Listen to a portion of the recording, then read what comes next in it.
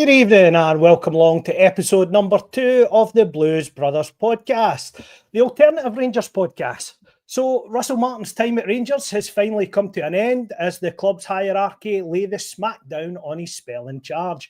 And what can you say about his time in charge? It wasn't so much the Undertaker streak at WrestleMania, it was more like a streak of piss, weak, messy, and nobody wanted to see it last that long.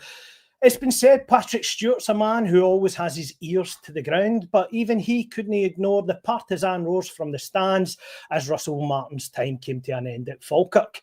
His recent decisions have had more botches than a Nia Jax highlight reel, and that's saying something.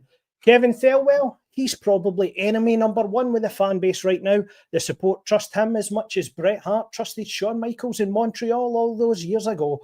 But here's the bottom line. The American ownership group has to get the next appointment right. It's time for the dawning of a new attitude era at Rangers, one that fosters a winning culture.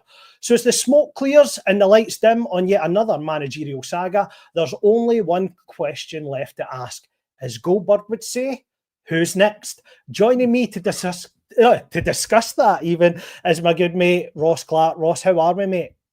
Very good, mate. Very good.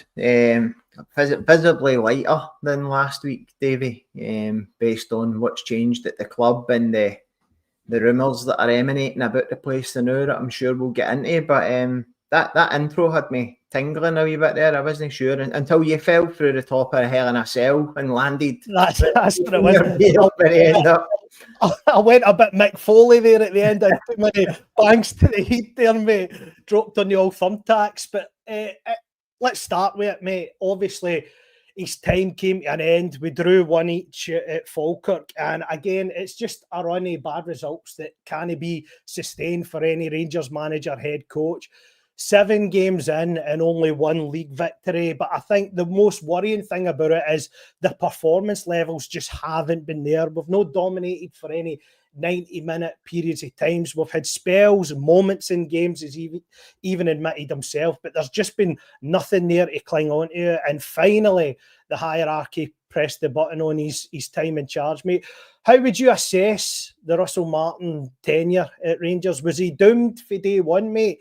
Did he do anything to help himself in terms of how he came across in the media to try and get the fans on side? Or was it just always the wrong appointment for day one?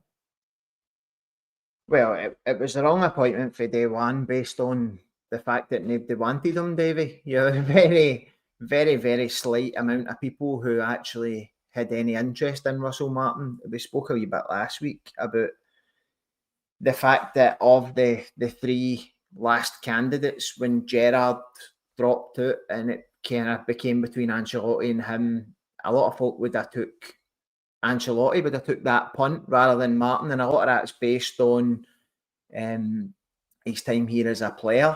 When I look back now on his very short tenure in charge of the club, did he help himself? No. Did he put into practice what he spoke about when he got together with, was it Jamie Carragher on the football show when he was talking about learning his lessons for his time at Southampton? No. Did they put that into practice? No. Did they do all the eccentric dips in Loch Lomond and all that? Did that help him? Probably no. But I think he was doomed for day one. That's the overall opinion. And I think by the end, even after the Hearts game, Davie, I had gave up on him by then, and I was probably one of his last few supporters who said give him time. But by the end, I think the club had to get rid of him based on fan opinion and the toxicity around the full club, as we spoke about last week. I don't like the personal insults. I think there was plenty of material in his football team's performances and the way he set us up and some of the signings and the square pegs and round holes without having to go into his religious or political or choice of food, to be honest, mate. So once it got to that stage, I thought, it was too far gone. Thanks very much for your kind comment there, Lou.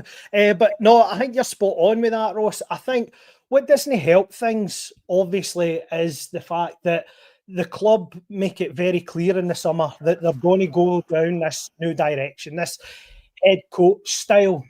And obviously, they put sort of a new hierarchy in place. Patrick Stewart's been in charge for about a year in terms of the man at the top of the tree, but he brings in Kevin Thelwell as his sort of sporting director of football, whatever you want to call it, but the guy that's going to be making all the footballing decisions. And in terms of, you know, how we want to play and a philosophy and a culture that he wanted to foster, and he seemed that after 7 interviews that Russell Martin was the man to sort of take that philosophy forward.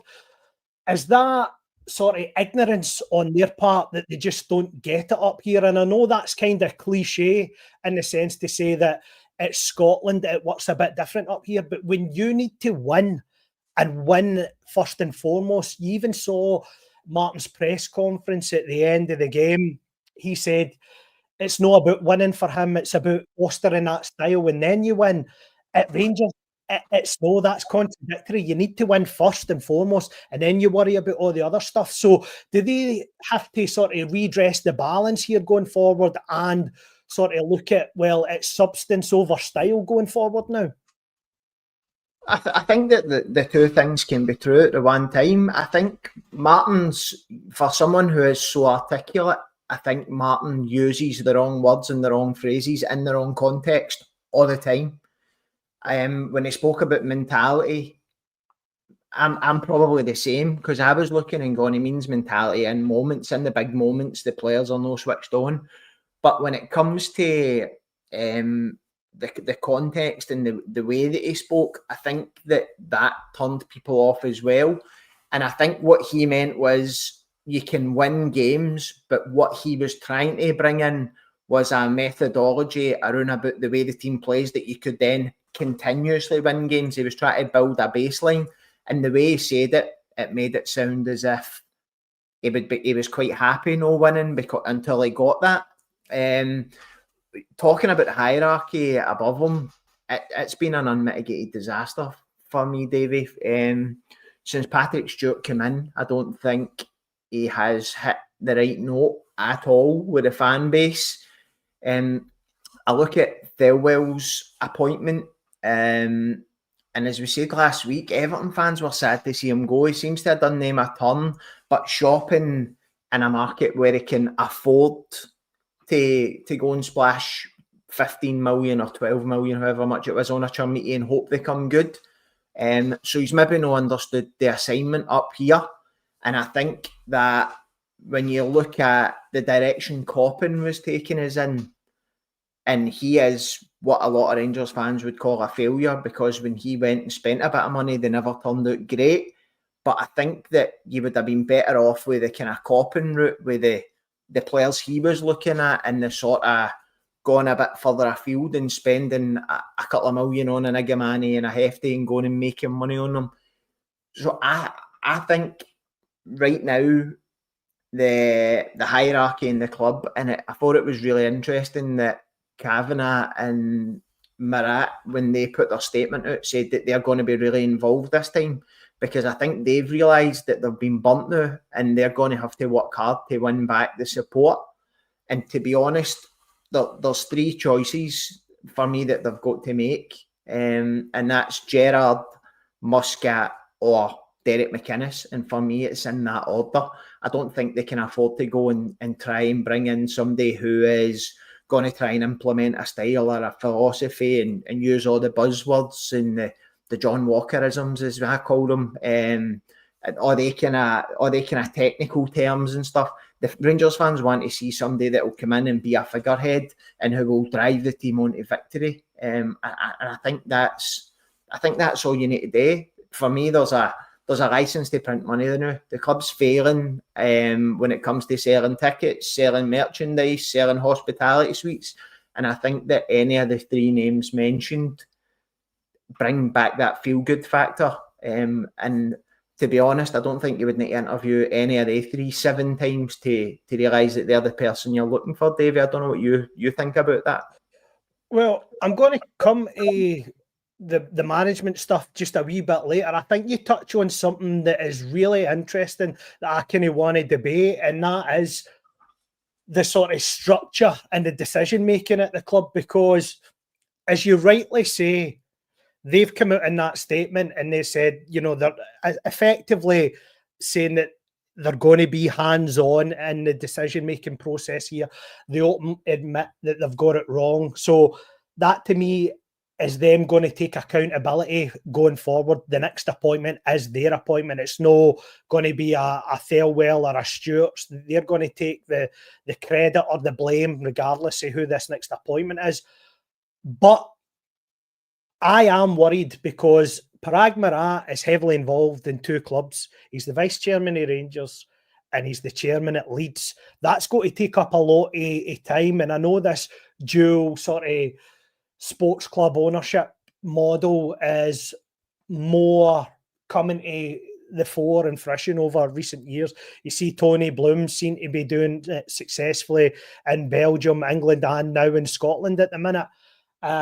Red Bull had a sort of peaks and troughs. They started off well, but they've kind of dipped over recent years with their clubs, that they're not so the prominent at top of the leagues and certainly not competing in the top level of European competition at this moment in time. My worry is I only care about Rangers, and I don't want Rangers to be taking up any more thought time or come secondary to anybody else's club. And I get that selfish, but I want Rangers to win first and foremost. And anything that happens at Rangers for me should be a priority. So I'm kind of in two minds with that, Ross. I kind of say that Andrew Kavanagh's got to take responsibility, but they were involved in a sort of extensive interview process last time. So how long should it take this time?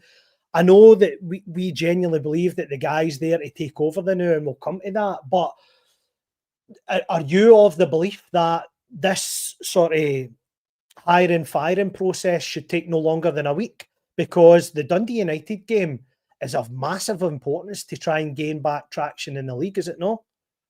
I think that by all accounts, I would like them to be a clear front runner in contact with the club by the end of this week. Everybody's new. Every single Rangers fan you speak to has known that Russell Martin was on a sugary peg since probably the second game of the season when we drew at Ibrox with Dundee. So that's the whole point of Thelwell's job. Thelwell should have been putting out the feelers. They should have a secondary list for every position in the club, right through for the kit man, right up to his end job. There should be a succession plan in place. We're not some wee backstreet Diddy outfit. We're Rangers Football Club, and that's how professional elite clubs are run.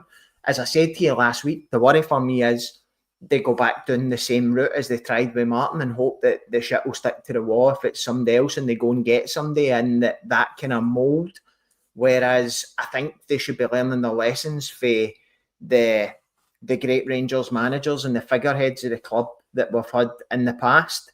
I listened to the Rangers review earlier on, and they were talking about it. You look at guys like Walter Smith, Alec McLeish, Steven Gerrard, Bill Struth. All these guys were bigger than the sum of their parts. They were a figurehead, they were a leader, they were a man manager, they got the best out of people. And then you look at the other kind of ways we've went, and there's a reason why we've had 10 or 12 managers in the last 13, 14 years. After having 6 in 103 years, we went over the last wee while. And I think that this club works at its best when there's somebody there who's calling the shots and who people can look up to and that people respect and admire as soon as they walk in a room. And that's where I'm at with Davie. That's where I think we should be. And the worry was before the owners of the club came in and said that they were going to be hands-on would be that Thelwell would look to go down the same route as he did with Martin. And I think that would be a massive, massive blooper on our part.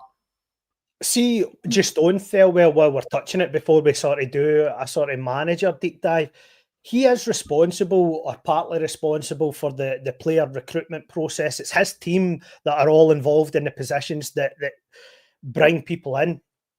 You've got to sell the squad he's assembled to a manager coming in to say, what can you do with this? I think he's overspent vastly for the level of quality that we have. And I don't see too many sellable assets other than Gassama for the players that he's bought in at this moment in time, where you would get a significant return on the original investment. So with him being there, do you think any manager coming in will have a look at it and say, that's a big problem for me? You know, who you have recruited and who's running this? Could that cost us getting the guy we want if he has to stay in charge? Because I look at that statement for the club's hierarchy, and whilst they seem to be assuming responsibility for the next manager come in, there's also a wee caveat in the paragraph after it where it says, and I'm paraphrasing along the lines of, they trust the leadership and development of the club under Patrick and Kevin going forward at present. So do the two of them marry up well for a potential new manager coming in? Because I think we're being honest that, as you've said, it is a manager we need. I think that they two have had a strike across the bows. Is that what you say? I'm trying to use terminology I'm not familiar with. That'll do for me, mate. Across the bows, that's what I was looking for. And I think that is, it's the old shit sandwich, innit? We're sacking your manager, we are taking over the recruitment, but we still trust you. But actions speak louder than words, and the fact that they are putting themselves front and centre of this recruitment process, whereas I think the last time they didn't leave it to the boy from the 49ers group. Was he not a major player in it? Greta Steenson? Steinson, aye. He was a major player in it. So, mate, I think that they'll well, as a good diving into his wee black book and coming back with players for the English Championship. If it was me, everybody knows who I've wanted since the minute Gio Van Bronckhorst get the sack before Clermont.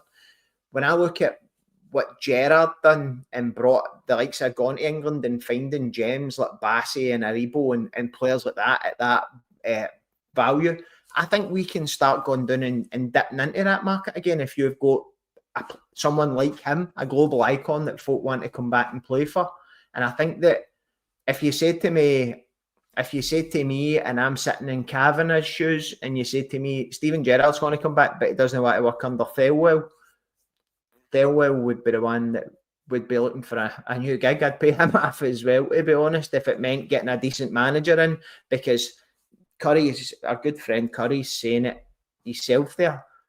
He's not impressed with the money he spent on any of the boys. Now, I think the likes of Asgard will come good for us, but I don't know if he'll come £3.5 million good.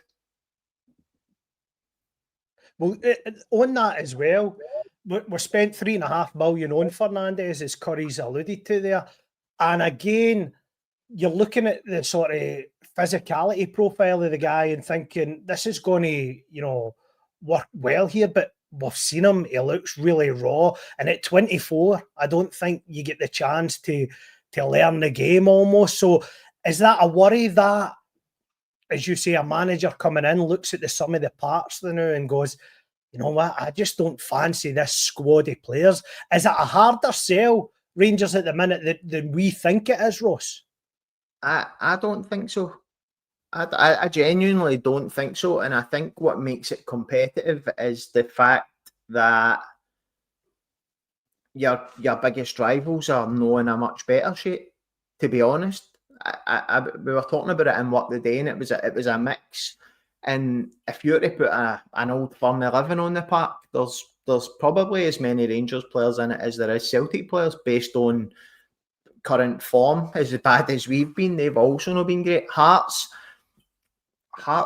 will fall away, I'm pretty sure, the same way Aberdeen did last year. So it will be between us and Celtic, but it's just a case of getting something to get performance out of all the wee different cogs we've got, because I think if we put them in a different shape and a different style, then the sum of our squad is an exciting squad for me if we can utilise them the best way possible.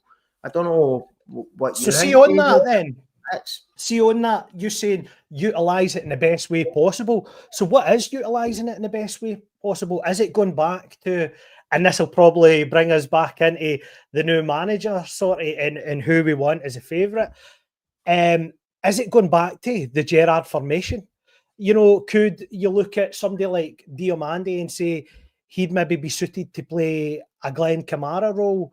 Could you argue that in terms of a Gerrard formation? Because I don't think we're getting enough out of that guy. I think there's elements of a player in there at times, but he only seems to play in the big European games in terms of repetitive fixtures and certainly domestically. For what we've paid for this guy, we are not getting enough out of him in terms of what I'm expecting for him. So, you know, these wide men, could he bring Gassama in and play as one of the inverted 10s and go out to in, into out, swap it about? Raskin, I think, would be better higher up the pitch, attacking the ball in higher spaces. And as we're pressing teams, he's really good at retrieving the ball. So could we have him almost as the highest midfielder in that formation? There's elements, I think, that we could tweak with the squad we get. But ultimately, I guess what I'm asking you is it, because I know we're going to, and we might as well talk about it, you want Gerrard back, so let's start with him. But does it also tie in with the way he plays, which suit our current squad domestically? What I think about Gerrard is within weeks we were the fittest team in the league by a mile. I don't think Joe Rothwell's cutting about looking like he is. I don't think John Souttar's cutting about looking as heavy as he does. I think there's a general lack of fitness in our team that shows, which doesn't allow us to play that high intensity pressing. When you're looking at players like Raskin, Diomande, Rothwell, see players like that, I think the fact that Steven Gerrard's putting his trust on you to go and play for him, probably the best midfielder in his generation, in my opinion, I think that gives you an extra 15%. I've said this on podcasts ever since he left, and I've wanted him back.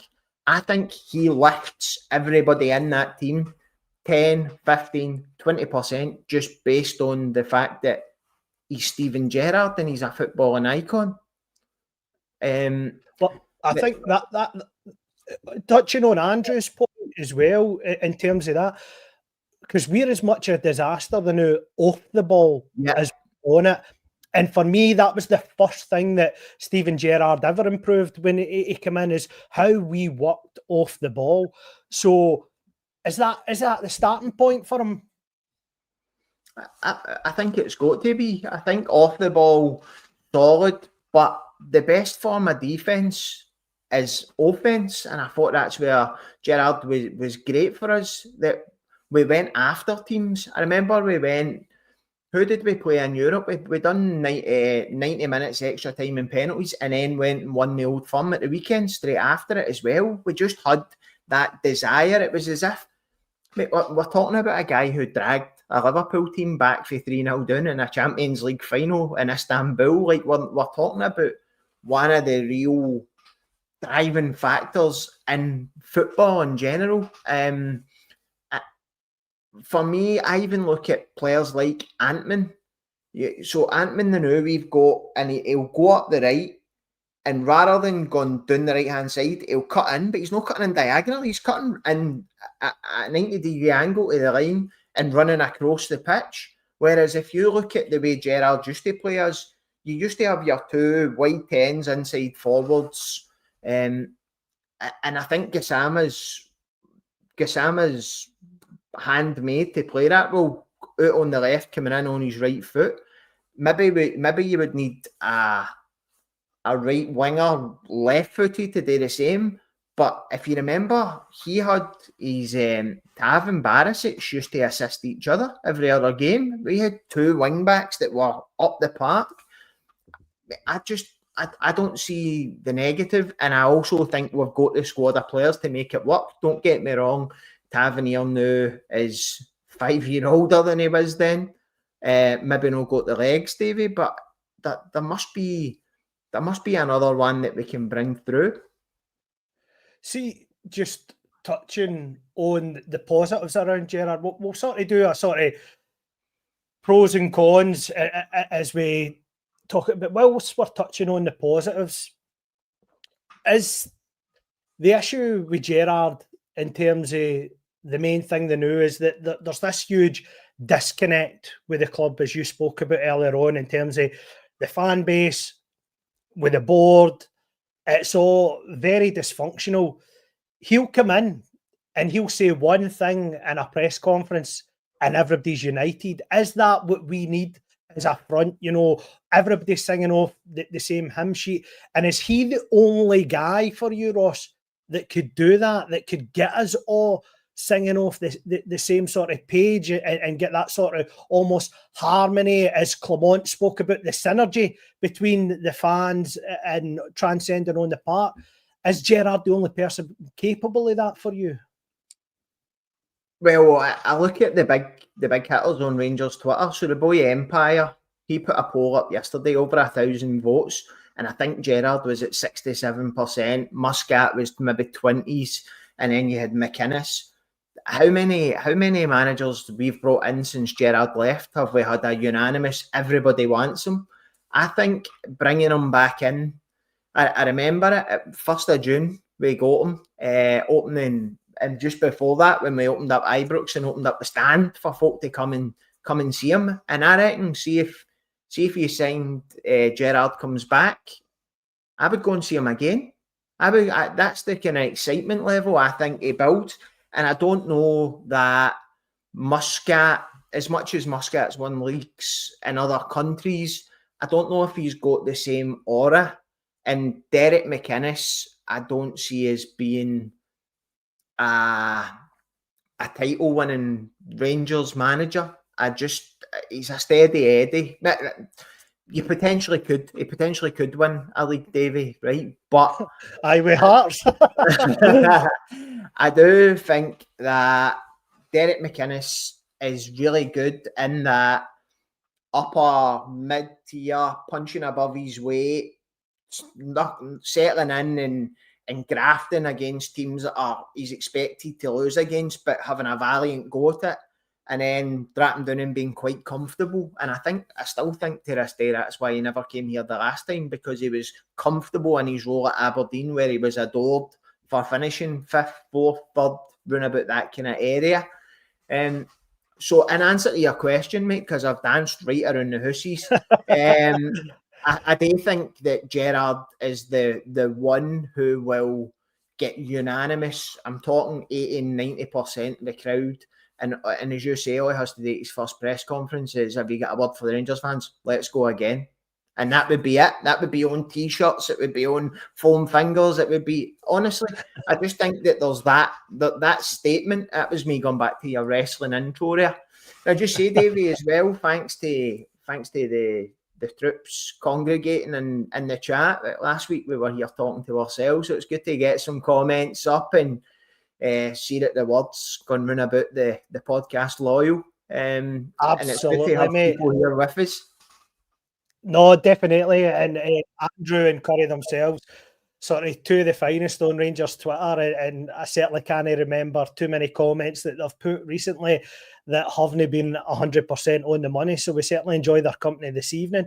But whilst we're talking about the pros of Gerrard at the moment, is it fair to say that if he was to come in and conversations were to be had, there's a couple of sticking points in terms of, if you look at that podcast that he's done with Rio Ferdinand, and there's a bit, they said that the only time that he's got everything right in terms of structure, backroom team, right, and this is the one I'm going to put to you, was at Rangers, right? It's the only time that he felt that everything that he had in terms of support, playing staff, non-playing staff, everybody singing off the same hymn sheet, was his spell at Rangers.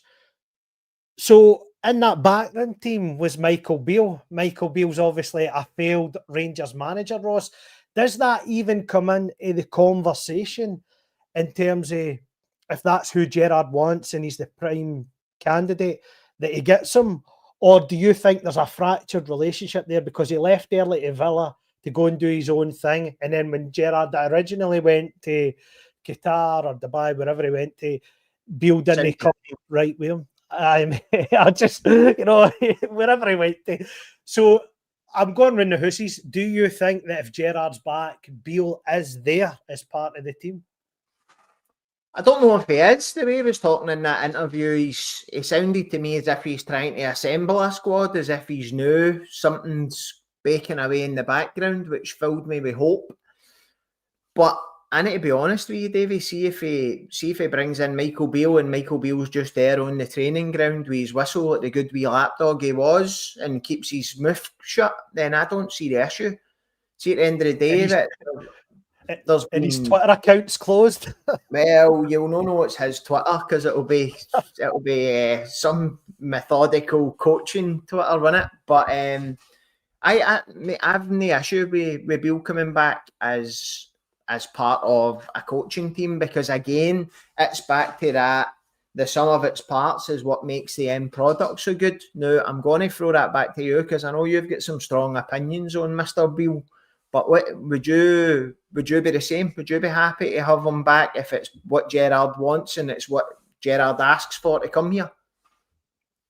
For me, all that stuff in terms of him being the manager, the guy that had social media burner accounts for the sort of, a man that was in position as Rangers manager, I don't think it's a good look. And then if things start sour or go sour, then there'll be a scapegoat. And I don't know if the synergy's there in terms of Gerrard having him as a prime candidate and his backroom team. I believe that if Gerrard comes back, Beale won't be there. I'm not sure if he will be welcomed. We are a split fan base usually on most things. There'll be arguments for, as you say, if he can stay as a training ground manager, the guy on the training ground that just deals with all the stuff on the grass, fair enough. But I think Michael Beale's ego is too big for him to allow that. I don't know if he can be made to stay in his lane. I always felt that he was working his ticket and trying to get the manager, because there's this narrative around when we got the 55th title that Beale was the brains behind it. And I just, because whoever said that Archie Knox and Davie Dodds were the brains behind Walter Smith getting 9 in a row, it just doesn't happen for me. So I want Gerrard back as my first choice, mate, but I'm not sure I'm on board with Beale coming back. I don't know if he will come back. If Gerrard demands it, then fair enough. I'm open to the conversation. I'm not going to be totally against it, but I just don't think it's the right look for me. I think what the difference is, under the old board, I don't think it happens, but under the Americans, as I said before, we hired Russell Martin. See, for me, I think Steven Gerrard's the Americans' dream. Finished his career in America, worldwide legend, all eyes are on him. When he talks, people listen. Sponsors will want to be involved with it. It's an extra cash generator. And I think bringing Michael Beale back is if that's what Gerrard wants, is a small price to pay. But I also think that, judging by what he said and the kind of way he danced around about, it sounds to me as if he's trying to assemble version 2.0 of his backroom team for whatever his next job's going to be. And to me, maybe that doesn't involve Beale.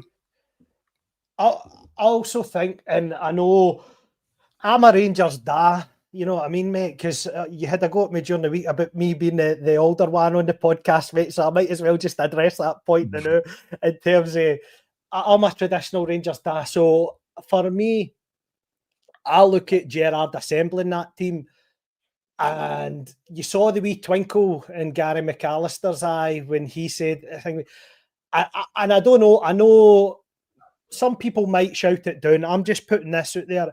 If I was Steven Gerrard, or I was having a conversation with Steven Gerrard about coming back, I'd ask the question about bringing McCoist back, mate, as part of that coaching team. I really would. And it's no way a view to McCoist ever being manager. I think McCoist serves a purpose as a Rangers number 2, or as part of that backroom staff in terms of harmony and stuff like that. I know he's got a comfortable number with TNT Sports. He's making a fortune. He's not worried about it. But how many times can you say no to Rangers? Walter Smith came back because he was asked the question. I think you go and ask the question. Imagine a Rangers backroom team that had guys like Gerrard leading it and McCoist and Gary McAllister as part of that backroom team. I think that fosters that culture in terms of winning and knowing what the club is all about and passing that message on, because whilst there's players in this squad that have technical attributes, they don't have the ingredients that I feel that we need. So that would be my bizarre shout, mate. If I would sit and have a conversation, if it's not McCoy, somebody like that, I want Tomo back in that team as well, mate, because but Tomo's good on the grass. He is a training ground guy. I think Tomo would be the next Beale in his party's backgrounds. That I could see Tomo taking the training, organising, doing shape, working out the tactical tweaks. I think he's got that in him. But I think you need more than that. You need the guys. Tom Coulshaw will probably come back as the set piece guy, and he was great at that. He always had the front post header with Aribo, and I think you could work with that with Raskin. There's attributes in the team that we could have benefits there. But I know I'm going round the houses again asking your question. I think there's elements that could be tweaked there that could have this sort of dream Blue Nose background team, but yet still work towards the end goal, mate. I don't know what you think. Mate, I was wondering if you've been drinking. Harry McCoy. It's just what about outside the fence at Auchenhowie watching them playing bare arse again. That's what it is. You're deviant. Ali McCoist, no, for me, mate, personally. I still had a grudge against McCoist for no building something when we went to the third division, to be honest, not having the confidence to play the young boys when fucking me, you, Andy, Curry and whoever else is in the chat could potentially get a team together that would win the third division, but he wanted to go out and sign Kevin Kyle and Sandaza and Cammy Bell. And McCoist is he's a good cheerleader on TNT, but I'm not for having him. Kevin Thompson, personality-wise, I saw that he's cut in there. It's no for a coaching point of view or anything. It's probably just a staunch Rangers thing. But I think that's the message that we need to get across to these group of players. Know what the club's all about and get that ingrained in them. I also think you need that jovial figure within the backroom staff, you know what I mean? Somebody that can foster that squad harmony almost. So that was the only reason. It's nothing tactical, nothing for a coaching point of view, just simply, to get a legend of his ilk back at the club. I think there's definitely scope for it. You seen Russell Martin tried it. He had Alex Ferguson coming in and out and doing bits and bobs running about the stadium in that kind of role, that sort of an ambassador to the squad. Would that be? Not a fan ambassador, but somebody who comes in and talks to the team and gives them insights into what it was like to be a successful Rangers player and whatnot. By all means, Kevin Thompson really intrigues me, mate. Kevin Thompson as a coach, a guy who has obviously went and got his badges, runs a very successful kids academy, which is producing players for teams, involved with us through the youth ranks. At the very least, I would like somebody like him and see, is it Maloney, who's the kind of player pathway person at Celtic? See somebody like that, somebody who can go in and mix with the youth team and maybe take a bit of their training and stuff and build that pathway for there up to the first team. The likes of a Bailey Rice, a Finlay Curtis, people like that need to take the step to go from being a regular at our 21s B team to a first teamer and to kind of smooth that transition. I think he'd be great in that role, but I would like him to be, as you say, on the grass with the first team. I've never watched a training session he's done. I'm one of the people who, if he's on Rangers TV, I'll listen. A lot of Rangers fans find him, I've heard him being described as a sleeping tablet, and I don't know whether it's just because he doesn't shout and bawl at Tom commentator, but I think that Kevin Thompson gives a real crisp tactical intelligence on what's going on in the game, and he can tell you what they should have done and where people are and what's gone right and what's gone wrong. And I think that you can never get too many people like that on a backroom staff. as you say, when you text me earlier, have we booted him in the balls once too many now? He's come in again at the end of last season, done his bit for the club, and then when you heard him talking on, was it Daryl Premier Curry? Sports, mate. Premier Sports, aye. To say that he was just kind of never got the text to come back and it was just kind of left there. No, not a big fan of that. I don't think you can. It would be a bad thing to bring him in, mate. So Tomo, Ali McCoy is a no for me, mate, in any sort of coaching capacity. But maybe you could stick him in the Broxy Bear outfit. No, I'll take that. Wait, I'll take that one on the chin. To be fair, I think we've discussed Gerrard, and I think we both understand that it seems to be the favourite. The question remains whether they'll be able to get it over the line. So there's got to be contingencies in terms of who we go for. Let's touch on McInnes since you mentioned him, and I think it's interesting what you did mention in terms of that you think he can be a steady Eddie. You just don't think he'll get us over the line. Does the fact that he said no first time round always hinder Derek McInnes in terms of his name coming up, running this job? Now, I know he's at Hearts and they're doing well, and he'd probably be accused of being daft to leave by the majority of the media. He'd get slated if he'd done it in terms of mainstream media, if he jumped ship. But I don't know too many people that get asked the question twice. And I think if he gets asked the question, it would be very hard for him to say no.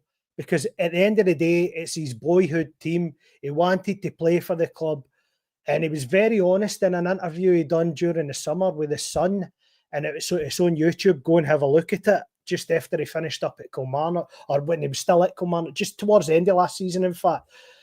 And he said that it was pride for him, but more so for his dad to see him in the Rangers jersey at that point when he joined the club in 96. So, or 95 rather. So what I'm asking is, will that be in the back of his mind, Ross, that he said no once, he'll never get a second chance, and if he becomes the preferred candidate of the American owners, can Derek McInnes turn this job down? If I was him, I wouldn't. But as I kind of alluded to earlier, mate, I think he's quite happy being a comfortable anywhere from 6th to 3rd, then that's a good season for him. It doesn't strike me as and maybe I've got unconscious bias because when we asked the question before, he knocked it back. Maybe that comes into it, but I just don't see him as a Rangers manager. I could be totally wrong, Davie, but if we go and ask the question, Hearts give him permission to talk to us. Does he talk to us? I would imagine he would. I would imagine you're right. I would imagine that he would have to then have a look at it. But I also don't know if he's knocked it back before, why would he not knock it back again? I don't even think we'll approach him, Davie, to be honest with you. That's my inkling. But the thing is, Hearts obviously would want substantial compensation, considering he's just been there in the summer. They're flying high. But also, I think somebody made a great point on X earlier on, or Twitter, whatever you call it. See, is it the boy Billy or whatever that everybody tweets, the red-headed boy, guy that's got a funny part on that? I think he's... Aye, mate, the quiet guy, that's it. I couldn't think at the top of my head, right? He said something in regards to ask the question anyway, just to disrupt their harmony. And I think that's a fair point. Everything's going well for them just now. So if you want to just get them in the conversation, just to have a conversation, approach Hearts, go down the official channels, make it known, because again, it just adds that wee bit of frostiness. And I think that's good for Scottish football. We always preach the mantra, no one likes us, we don't care. So why don't we start acting like a big team again? And damage these relationships? I think we foster under the culture, or no foster, but we sort of come to prominence under the culture, having that sort of everyone's against us mentality. And I think that's what Gerrard tried to galvanise at the start when he first came in. So I think you just ask Hearts the question, just for sheer devilment. Do you go along with that? Nah. I like this, mate. This is a good podcast. Me and you just don't agree on anything, really. I don't even know how we like each other. No, mate. I wouldn't see, unless the new owners want him, I wouldn't go and end up with egg in your face if Hearts went public and said, Rangers approached us, but we're not. Because then whoever comes in then looks like second or third choice. I think you go and get the person you want, and hopefully we've not come on to speak to him yet, but for me, the stand out two, one of them's ready to go now, and the other one, you're going to need to do something in the midterm between now and, is it December? For me, that's too late, and that gives Muscat another couple of points knocked off how much I want him, is the fact that he's not ready now. But McInnes, if you're only asking the question just to piss him and Hearts off, then no for me, mate, because you could end up with egg in your face. Obviously, to give balance, he's not got a great record at Hampden in semi-finals or cup finals against them, to be perfectly honest with you, and that is the big carrot that's dangling at the moment, in terms of the fact that whoever the new manager is, they're 2 games away from a trophy ultimately, and they've got to see that as an opportunity to seize. So on that, you raise an interesting point in regards to Muscat, who I think is still heavily involved in the top end of the betting. He has been successful in getting his playing style across in 3 different countries, had success in trophies in 3 different countries, but the one sort of continent that he has failed in so far is Europe. He didn't do too well in Belgium, and he didn't last too long. Would it be a worry for you, considering that Clement came in and had success in Belgium and couldn't cut it here, that Muscat spent too much time in Asia and maybe doesn't have a grasp on the domestic league here and the players that we've got? Or do you think the fact that I think Craig Moore is his agent and stuff like that, he'll be sort of ears to the ground in terms of what's happening at the club, and ultimately he'll fancy a crack at it? I think he would fancy a crack at it. I think he's made it known in the past that he fancies a crack at it. And as far as I know, he keeps up to date with the club. I think he's tight with Craig Moore and that lot, and they're always beating his drum.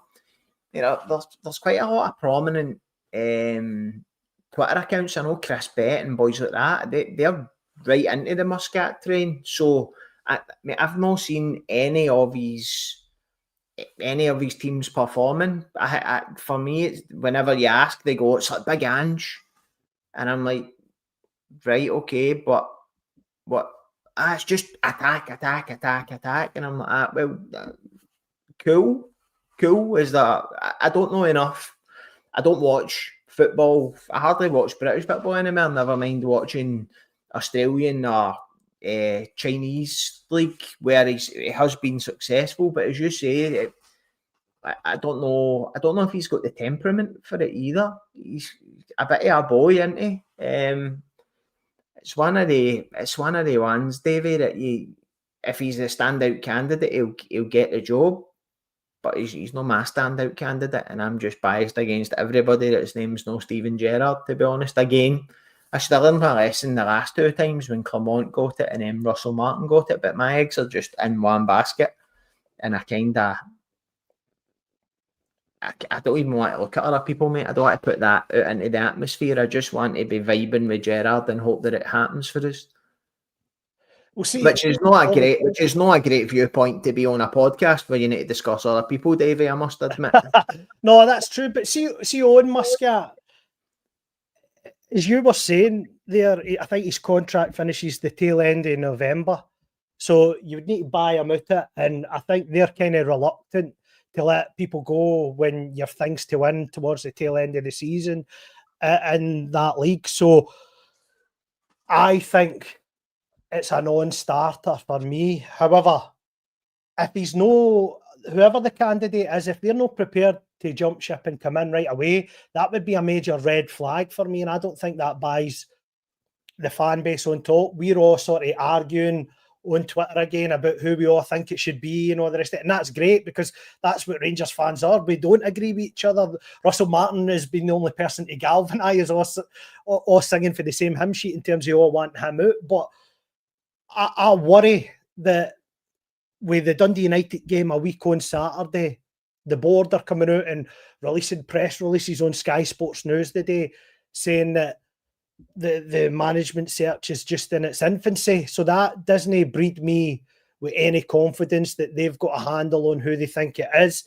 Chris Jack put the soundbite out that Sean Dyche wasn't interested, and I'm quite grateful in that, to be perfectly honest. But just on Chris Jack, know that I'm trying to start a fight with the Rangers review. Chris Jack did also promise us in the summer that the next Rangers manager or head coach would not be associated with Rangers, and it ended up being Russell Martin. So sometimes journalists get things wrong as well, as we all do, and we've all got to put our head above the parapet, especially when you're doing something like this, mate. But we've discussed the sort of main three there. Is there anybody that comes in for left field now, Ross? Is there even a name on the list now that's raised an eyebrow for you since we're still on the wrestling theme? Mate, it's more people that give me the fear I see on the list, mate. See like Van Bommel and Marco Rose and Danny Rowe and all these kind of foreign project managers again that are going to come in with the Russell Martin, all the buzzwords and the philosophies, and I just want somebody that would kick their granny to win a game of football, mate. And as you say, did I enjoy watching Sean Dyche at his round table talking about Amarim and how you better get some results quick then? I reckon I could win more games. Did I enjoy that? Aye, because he wants to just win football games. He doesn't really care about how it looks. What he wants is to win games. I don't want him at Rangers, but he was a name that brought intrigue. But I think that the three names we've got are going to be the three top runners. I don't see it being in the summer. Russell Martin was the jobber at Whitney Flush, wasn't he? His name kept coming up. I remember sitting on follow and being in the new manager thread, and every now and again there was a poster called Jim Bunny, and he just kept going like, Russell Martin's not out of the hingy here. His name's still being touted in the background, and you're going, I hope that you are wrong. So there could be a name that pops out of nowhere, mate, but between the three we've discussed at length, that seems to be the ones everybody's talking about. So I've not even really been keeping up with the names that are on it. I heard the betting list earlier on, and there wasn't anybody left field that I thought, they could do a shout. I don't know where you stand on that, Davie. What others MD that you think could come in and surprise us? No, mate, I think, see if there's an obvious candidate, and what I mean by obvious, I mean somebody that at least 60 to 70% of the fan base, in terms of the people that you're speaking to, are on board with, then that tends to be where I would go with it. I genuinely think, for me, it's Gerrard, and I know Curry's put in a wee cheeky one there, but I'm going to throw this out there along the lines of Alan McCoy's. He has got a good relationship with Gerrard. Don't be surprised if he comes in as part of his backroom staff. So just watch this space. But that's probably even a worse shout than McCoy's, to be fair. But just, I wouldn't be surprised if that happens. But what I want, the main sort of thing I want to discuss here, Ross, in closing, is that we have got a week to sort of get this in tow, because I think the vast majority of players for International Week come back next Wednesday, and then you've got effectively 3 training sessions before the game against Dundee United. You've then got a month of really tough fixtures coming up, and you've got the prospect on the 1st of November, a semi-final against them coming in, and these are all games that you can't lose, and you can't lose that. You need to win in Norway as well in the Europa League if you've got any sort of hopes of clinging on to a playoff place there. So again, every game that comes in is must win. The new manager will come in under pressure. Is there sort of that is that pressure again insurmountable for the person that's coming in to take it? Do they take a look at that and go, nah, do you know what, that's not for me, it's just not the time? Is that a worry to you, that this process isn't really off the ground yet and it continues and it continues? Does the fact that they've not put a caretaker team in place to you suggest that they are maybe down the line with this? Aye, I think they've got to be. I listened to Andy Halliday on Open Goal earlier, and I heard him, and he said something that I totally agree with. There's never a better time to take the Rangers job, because it doesn't matter who you are. Neil Lennon could take the Rangers job and fans would get behind him because he's no Russell Martin. So this is a time where we're away down there. So the only way is up. So if you come in and maybe you're ropey for the first couple of games, well, it's a case of you're trying to get Russell Martin's ideas out their head. You've got a free pass between now and Christmas to get something. Don't get me wrong. Are you going to get away with five wins, 5 draws, and 7 defeats? No, you're no. But I don't think anybody could come in and be as bad as what Martin was. So it's going to move up. I just don't see anybody knocking this job back now because they think, oh, fuck, it's been a bit of a challenge. I think that maybe a manager looking at it would go, fuck, they were a bit OTT with Russell Martin on the personal stuff and all that sort of stuff. Potentially that could put people off. But again, as you said earlier on, no one likes us. We don't care. If you want to be the manager of Rangers, then for me, you've got to have a big, massive set of bollocks on you, and you've got to come in and you've got to rival. You've got to relish in the fact that there's pressure on you and there's going to be fan unrest if you're not doing it. That's what separates what we were talking about earlier. They're leaders that are figureheads of the club, and the other ones that want to be coaches and nicey tighty laptop managers. So I think that if somebody doesn't want to come because they don't want the pressure, then they shouldn't be in the equation anyway. So just sort of in closing, you've mentioned something tonight, and I've chosen not to speak about it until the end, and that is the relationship between the sort of supporters and the fan base. You've said, obviously, you kind of think there was a few unsavoury incidents over the spell, and it's never nice to see for a manager to endure that. I think some of it, there's an argument to say that Russell Martin, instead of trying to address that relationship, just played blind to it, whereas he could have maybe said something to get his back on side, or at least attempted to, but it just seemed that he was always doing that. But again, we've had issues where UEFA have got us one sort of major incident away from a part closure or a full closure, depending on the severity of the incident. We've been fined domestically over incidents in the Premier Sports Cups. We've already got 1,000 supporters missing for the cup semi. Nobody wants to see that. How do we build this relationship back up? Because it's clear that the fans just don't buy into anything between Patrick Stewart and Kevin Fairwell at the minute. Do we need to almost be elements of the support being invited in and have this hash it out in the boardroom sort of thing with the fan advisory board, or do we just adopt a zero tolerance policy going forward, Ross? Because there will be elements of managers coming in that want that assurance that they don't get the same treatment that Martin got. So we've got to sort of play devil's advocate and marry it up so that we can almost, move forward collectively in the right direction.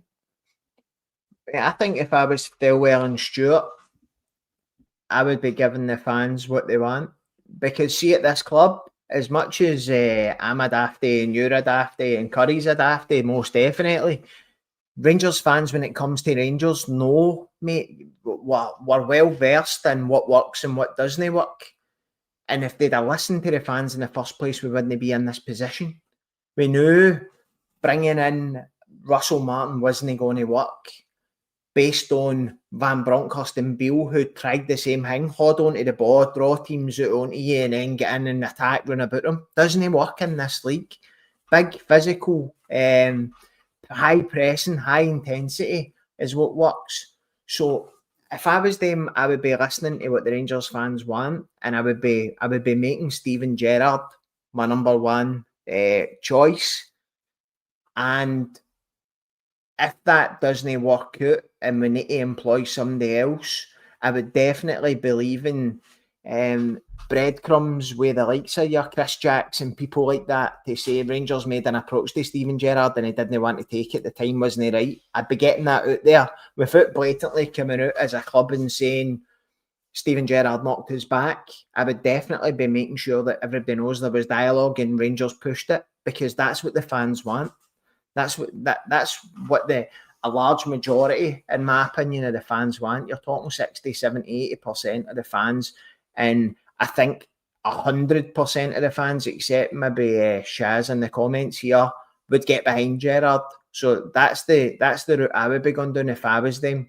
I did say to you off air before we came on that one of my worries about Thelwell and Stewart is Gerrard could intimidate the two of them. I think somebody of Gerrard's aura and standing in the game could come in, and if he said to Kavanagh, I want such and such, and Thelwell went, well, you're not getting him, I'm the sporting director and I want such and such, I think that I don't think they would like somebody that's got more say than them when they're in that hierarchy and structure, if that makes sense. No, I definitely get that. And just to take that a step further then, Ross, and we could maybe close on this, because I think that is a really good point. Taking that into consideration, as we stand at this current point in time, what is a successful season for Rangers now on the basis of that? Going forward, like, does it have to be that we need to be second and no more than X amount of points behind them, and we need to at least win one cup and make the Europa League playoff? Like, what for you going forward, regardless of who comes in, what is the benchmark now between now and the end of the season, given that we've had such a poor start? If I was the manager of Rangers and I was sitting trying to sell myself to the board, I would tell you I reckon I could win you a treble. That's the kind of confidence we need to make. A successful season is 2 cups minimum, because again, the other teams in this league aren't great. It's not as if you've got a free-flowing Celtic like they were under Ange Postecoglou, where they looked like an insurmountable task sometimes, and even then we dealt with them. There's over the last couple of seasons, as bad as we've been, we've always managed to compete. So for me, if we get the right gaffer in, you're looking at, I would want 2 cups, and I would also, I do not think that the league is over. I think that I said it last year when Aberdeen were double figure points ahead of us, we would win we would finish 20 points ahead of them in the league. We ended up 22 ahead of them. A lot of Aberdeen fans in their bookmark tweets disappeared that day. But I don't think Hearts will split the Old Firm this year. That might be a controversial opinion. They're 11 clear as we speak, and I don't think that 9 points to the Celtic team's insurmountable either. So success for me is definitely silverware in the cabinet. Europe, I can take or leave, Davie. We've done well. We've punched above our weight in Europe for the last 3, 4, 5, 6 years. How many trophies have we got at the other end? Because it takes up your time, takes up your focus. You're always playing on a Sunday, so you're always playing catch up. Because Celtic have been in the Champions League playing Tuesday, Wednesday. They play Saturday, we play Sunday. And what I found at the last couple of years, our mentality has been, if Celtic stumble on the Saturday, we've shat the bed on the Sunday. So see, for me, Europe's a nice to have. Our financial situation right now is healthier than it's been when we were doing well in Europe. So for me, I would rather win a couple of leagues and make that money by player sales, because you're selling players that have proven to be winners in the domestic setting, which is why Celtic get 10 million for Kyogo and we get 4 million for Dessers, because when it came to the crunch, he had big shiny things above his head 2 or 3 times every season. And I think that's where the player trading model will also bring value, as if you're successful and you've got a team of winners. No, I totally agree with that. And I think that's a good way to end tonight. I think we've covered a lot of ground, Ross. I thoroughly enjoyed your company. I'd just like to say thanks to everybody in the comments, as Ross said earlier. We really appreciate it. We hope you spread the word. I don't know if you want to go and have a look. If you have got X, go on and put the details of the competition up. So, or if you help like, share, subscribe the podcast, you're following us on, you do a wee retweet and you help us get our follower numbers up, you'll see that if we manage to achieve 500, then what we're going to do is we're going to donate £100 to somebody to spend at the Rangers store, you know, for whatever you want, £100 worth. Just go and help yourself at the Rangers store. So if you can help by like, share, subscribing the podcast, that might come in handy for somebody just before Christmas, might help friends and family out, might even help yourself out. So if you can help us... Might be able to buy yourself an Oscar Cortez at the Rangers shop to go and play football with the Wains at the back for £100. Or get the new fourth top that's still not been released yet with Gerrard 56 on the back of it. So on that, I just want to say thanks again, Ross, mate. Is there anything that you want to touch on just before we leave? No, not at all, mate. Obviously, thanks very much for another show. It's always good catching up with you and covering, as you say, we've covered more ground than Rothwell has all season, to be fair, tonight. So, no, great, a pleasure chatting with you. Really enjoying the experience, the new venture we're embarking on, and it's good to see that from last week to this week we've got a few people in the crowd ways. Hopefully we can bring the rest along, and hopefully by the time we go live again next week, we've got a new manager to talk about and the feel-good factor that comes with that. Good times. Absolutely. And on the back of that, let's go again. It's good night from him, and it's good night from me. Good night.